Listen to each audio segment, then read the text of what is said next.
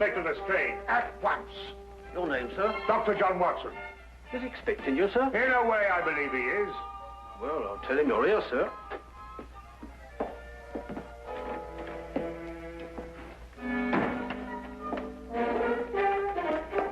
You can go in, sir. Ah, Dr. Watson, I didn't expect to have the pleasure of seeing you again so soon. Will you kindly read that? What is it? Read it. Oh. Yes, sir. Oh. I think it's disgraceful, sir. Absolutely disgraceful. What? Yes, and I'm glad you're here so that I can tell it to you personally. Why, you and I both know that it was Sherlock Holmes who solved the Cunningham case. If it wasn't for his brilliance and his persistency, the facts would never have been brought to light. And I think it's scandalous, sir, that the newspapers should have given me all the credit and said so very little about his magnificent achievement. What do you think, Doctor? I absolutely agree with you. Eh? I'm glad you're on my side, Doctor. Why, of course. I'm so glad you take it that way. And what does Holmes think? Oh, he doesn't mind, you know. He doesn't care who gets the credit. Oh, dear old Holmes, such a modest fellow. Yes, well, look, you must give him my kind regards. Yes. And tell him that, although I know he doesn't think anything about it, I intend to get the newspapers to get the facts straight. Well, that's very good of you, Inspector. What's Holmes doing these days? Well, the last time I saw him, he was playing about with a lot of ink smudges and talking about the prints that fingers make. No. Good old Holmes, always experimenting. Inspector Lestrade, sir. Yes, what is it? There's been a murder reported at the home of Lord Beryl. What, Lord Beryl of the Foreign Office? That's him, sir. I'll be right with you. Excuse me, Doctor. Yes, of course. Lord Beryl. This is going to be a tricky situation to handle, what with the Foreign Office and who knows what else. Yes, indeed. Can I be of any assistance? I don't think so, Doctor. Oh, perhaps as a medical man. Mind you, I don't know what to expect, but I think you could be of invaluable assistance. Say no more. Here's the address, sir. Your carriage is waiting outside. Oh, thank you very much. Perhaps you'd care to acquaint Sherlock Holmes and what has happened. Well, I don't know. I don't know myself what's happened. As you said, the people involved make this case rather delicate. Perhaps a little suggestion now and then might help facilitate matters. One never knows. Yes, you're so right. Take a message to Mr. Sherlock Holmes of 221 Baker Street. 221B. Yes, of course, 221B Baker Street. Tell him what has happened and drive him to Lord Beryl's residence. Yes, sir. And tell him Dr. John Watson is already there. The flat's the first floor up. Yes, sir. Very good, sir.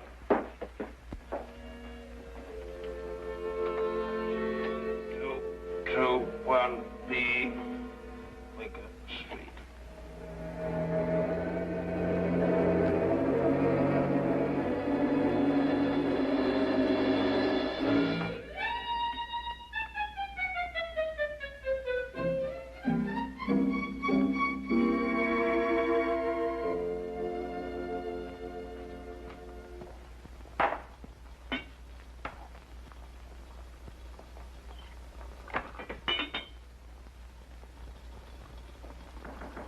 Come in. Excuse me, Mr. Holmes. Yes? A message for you, sir. There's been a murder committed at the home of Lord Beryl. Inspector Lestrade and Dr. Watson have already gone there. Thank you. Would you care to have some tea? Some tea, sir? Yes. Is that what you're making? Oh, come along. Come and have a look at this. I'm working on an extract from a special series of pygmy poisons. Oh, very interesting, sir. Tea? Well, yes, I don't mind if I do. You take milk? Yes, sir, please, sir, if I may. Splendid. Sugar? Thank you, sir. Where did I put that sugar? Ah, that's it. It's right here. Help yourself. Thank you, sir. So.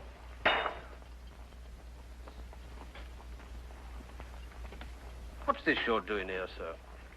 Well, I believe that certain poisons, if taken in the correct doses, can actually have beneficial rather than fatal effects. Now, that's very interesting, sir. Yes, it is, isn't it? What's all this over here, sir? Oh, that? Oh, those are some tropical leaves. They were sent to me by a friend of mine who hunts in that part of the country. The essence, you see, passes through this tube, down here and across the table, and is condensed in that retort there. And what's that stuff in the bottom there? That's lime. That acts as a catalytic agent to combine the essence of the leaves with a dark, tar-like substance, which you can see at the bottom.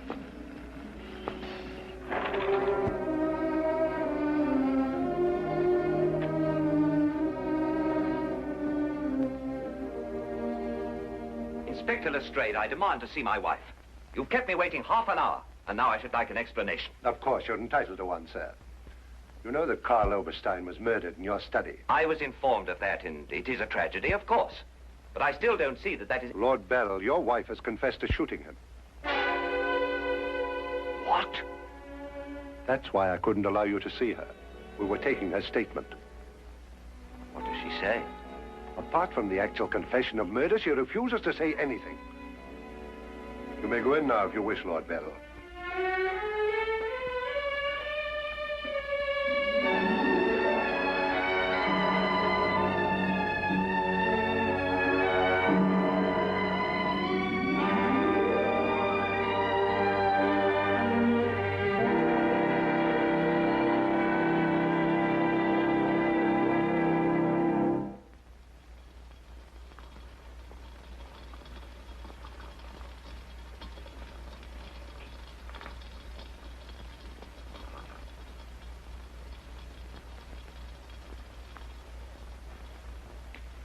What's that you're putting in now, sir? Well, it's a form of acid dye.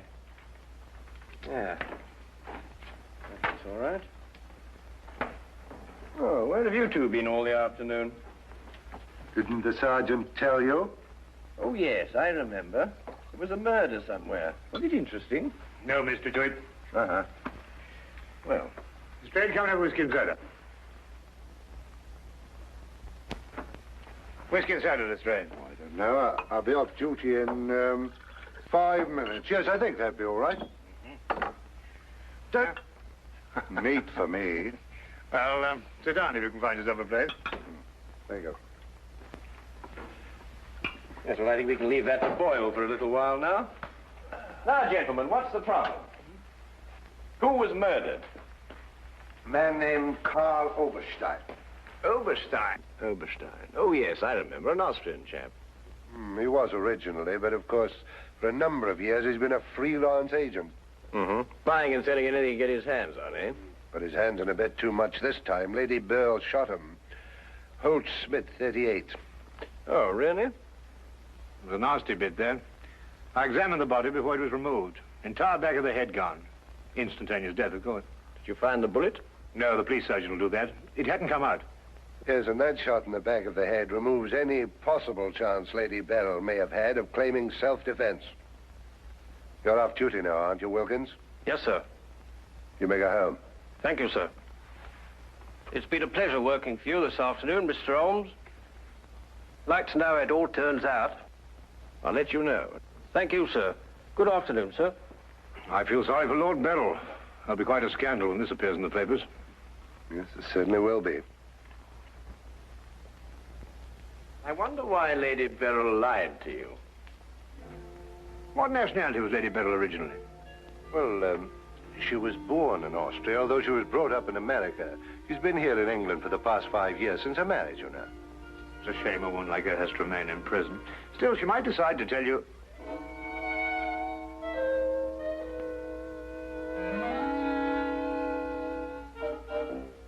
What did you say? I beg your pardon? What did you say just now? I didn't say anything. Oh, yes, you did. You said, I wonder why Lady Beryl lied to you. Oh, that. Yes, what did you mean? Nothing, except, of course, that Lady Beryl didn't shoot this chap Oberstein at all. But she confessed to it.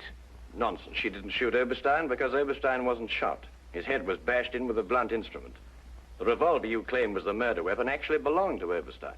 She found it lying by his side and pretended she'd done it in order to shield her husband. She's no more guilty than you two are. Would you hold that like a good fellow, please? Would you please repeat that? Of course, it's as plain as a... Here, would you mind holding that? Oh, well, it's not plain to me. Well, you told me that Lady Beryl confessed to shooting Oberstein, but Oberstein wasn't shot. Just because you find a man with the back of his head shattered and a gun lying by his side is no reason to assume he's been shot. Thank you. You also assumed that the bullet had lodged in Oberstein's cranium because it hadn't emerged through the front. Now, any student of elementary ballistics knows that the greatest damage to the skull is on the opposite side to which the bullet entered. The point of entry is always clean. But the gun we found was an Austrian gun, and Lady Beryl is an Austrian. Now, there's a logical bit of reasoning for you. Would you mind holding that, please? Lady Beryl saw Oberstein lying there and jumped to the same conclusion we did. Well, Lady Beryl's innocent. Then somebody else is guilty. Brilliant! We've got to get back to the premises and re-examine them for clues. You come with us, Holmes. This nonsense can wait. Nonsense? Nonsense. Nonsense? Did you say nonsense? I'll have you know, Inspector Lestrade, that if the law enforcement agencies of this country were a little, an infinitesimal amount more advanced than ancient Neolithic man, I would not have to be doing the basic research work that will in time benefit police bureaus throughout the earth. You may have a point, Mr. Holmes. A point? The only point is human, of which there is a paucity in the halls of our defense from the public. So do you really think so? I certainly do think so, and I'll tell you a few other things in a bit.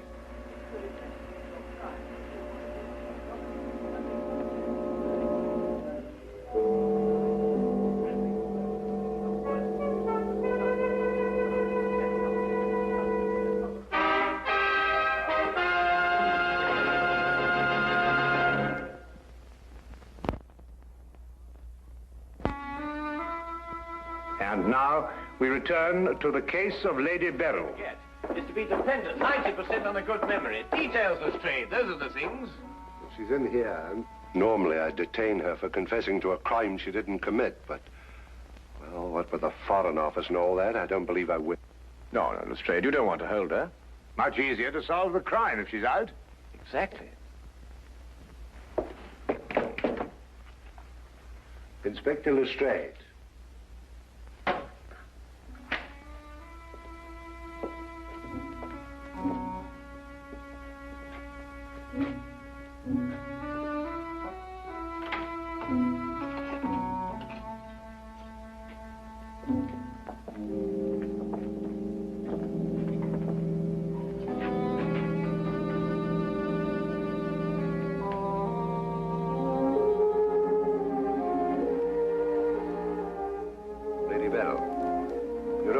We're releasing you. So I understand. Do you know why?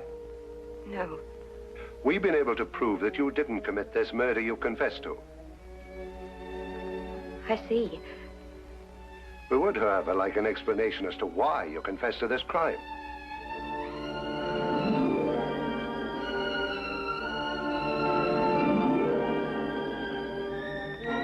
I prefer not to explain my actions, Inspector. You realize, of course, that your actions are in themselves punishable and that we could detain you. I see. You still prefer to make no statement? That is correct. Very well, Lady Beryl. You'll be released as soon as the formalities can be cleared. Thank you. Human beings lie to gain, to cover, or to protect.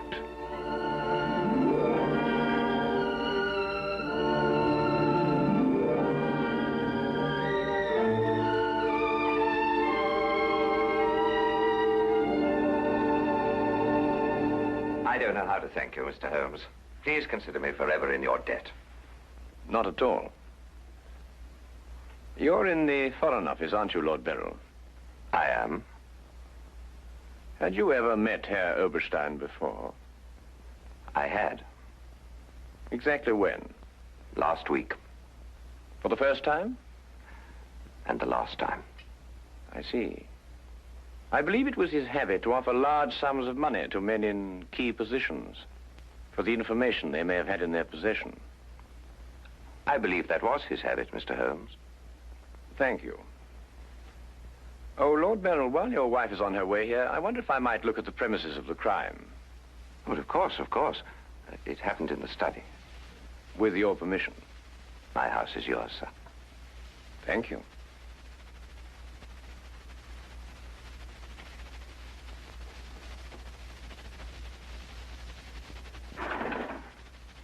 Well, now, let me see.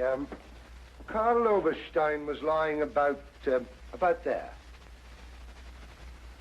Of course, it's been removed. Yes, of course. I see you cleaned everything up with your usual remarkable efficiency, Lestrade. Now, look here, Holmes. I didn't know there was going to be any mystery about this affair. Oberstein's head was here, Holmes. His feet were there. Thank you, Watson.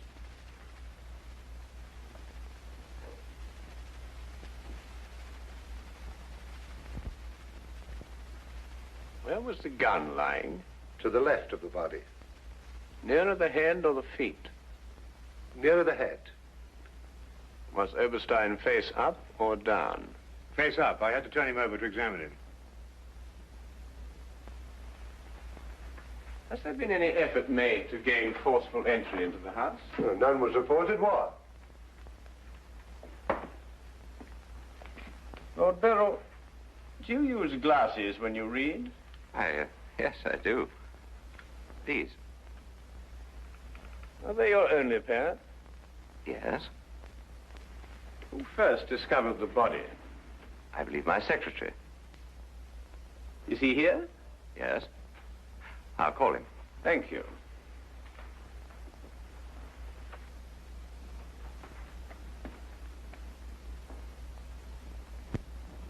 Lestrade, where was Lord Beryl at the time you estimated the crime was committed? He'd been at a meeting with high government officials all day. Oh, good. Why did you ask about the glasses, Holmes? It's because Lord Beryl wears glasses when he reads that Lady Beryl confessed to a crime she didn't commit. What? This is my secretary, Mr. Ross. You've met Inspector Lestrade and Dr. Watson. This gentleman is Mr. Sherlock Holmes. How do you do? I understand it's through your efforts that Lady Beryl was returning home. Partially through my efforts. I wonder if I could impose upon you, Mr. Ross. Of course, sir. Would you mind taking these sheets of paper and roughly outline the position in which you discovered the body? Outline it in scraps of paper. If you would be so kind. Why, of course.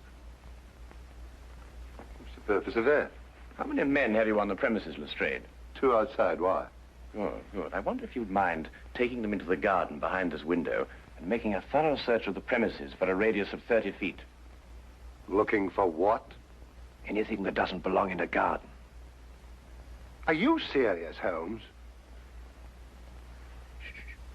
Completely.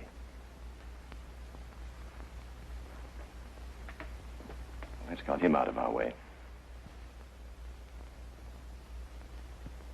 Have you examined your safe, Lord Beryl? I have, Mr. Holmes. All my papers are intact. Excellent. Does Mr. Ross have the combination to your safe? Yes? There's been no question of robbery. Of course not, Ross. One must ask these questions in an investigation. Of course. Good afternoon, Lady Beryl. Nina, my darling. How are you? I'm all right, George. Quite all right. You must rest. This experience must have been horrible for you. It's all right. It didn't last long enough to be too difficult. I don't know how, but Holmes has solved the entire thing. Has he really? Not entirely, Lady Beryl. Not yet. Do you expect to? I can only hope to. Mr. Holmes, if there's anything I can do to help. If it would not be too much of an imposition, Lady Beryl, I would like you to retake the position in which Mr. Ross discovered you when he entered the room. Mr. Holmes, my wife has had a harrowing experience. Please consider her nerves at this point. You're forgetting, Lord Beryl, that your wife confessed to a crime she didn't commit. The circumstances are somewhat exceptional. But if Lady Beryl would rather not... It's quite all right, George. No, let me see.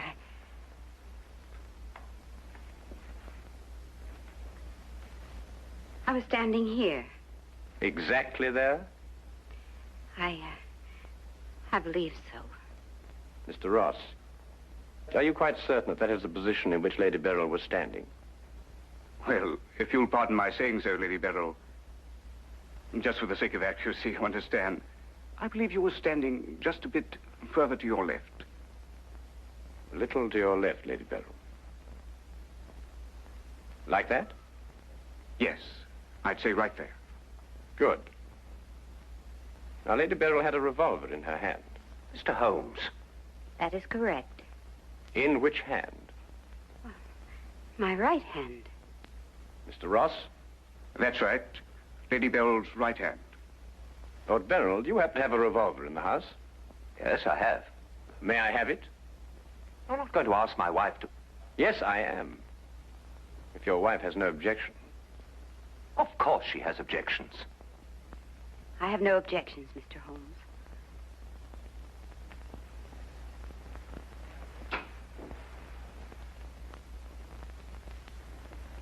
Ah, excellent. A .38 caliber. Do you notice, Watson, that it's patterned very closely after the Schmidt-Holtz, the revolver in question? Lady Beryl, is that the way you held it? I believe so. Mr. Ross? Yes, it was like that. Mr. Ross, I'd like you to think very hard. A great deal depends on what you're going to say now. As far as you can remember, that was the position of Herr Oberstein's body? Yes. And where in relation to Herr Oberstein's body and Lady Beryl were the broken eyeglasses? Over there. There? Yes.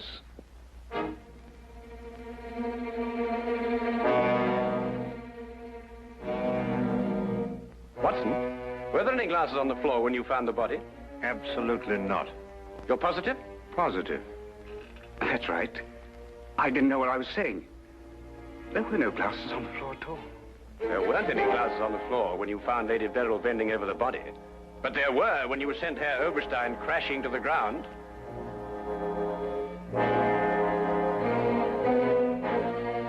Before you run, Mr. Ross, look at Lady Beryl. I don't understand this, Mr. Holmes. Well, very simple, really. Herr Oberstein approached you with an offer to buy Foreign Office secrets. You threw him out. Then Ross contacted him, prepared to sell him the secrets. Well, there's nothing missing from the safe. Of course not. If you sold anything, you'd have been found out. Herr Oberstein came here expecting to buy.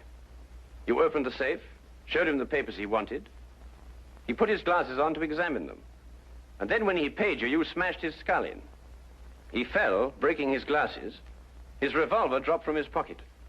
Then you replaced the papers, pocketed the money, and left. It's a lie. Why, you filthy... The unfortunate point occurred when Lady Beryl discovered the body. You read the evidence incorrectly. I thought the gun was my husband's. Similar, but not the same. And the glasses. A very common variety of frame. You gathered up the pieces, except a few fragments, and threw the frames away. Yes. Then you lied to protect your husband. Yes. Nina.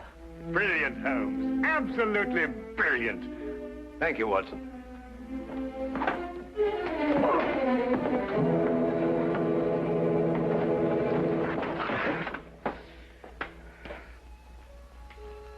My humble and very grateful thanks, Mr. Holmes.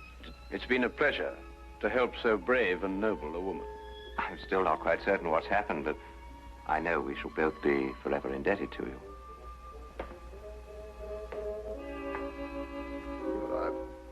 Searched the whole garden, Holmes. Couldn't find anything but this old pair of glasses. They're broken at that. Really? Mr. Holmes has solved the entire case, Inspector. He has? How? By the little things, Lestrade. The little things that one must remember. The little things that make the difference between success and disaster. One must never forget that the difference between... Good heavens. What? What is it, Holmes? I left the gas on under the experiment. All Baker Street will be blown up. Holmes, I turned it off. Lestrade, hold that. Holmes! Holmes! Holmes!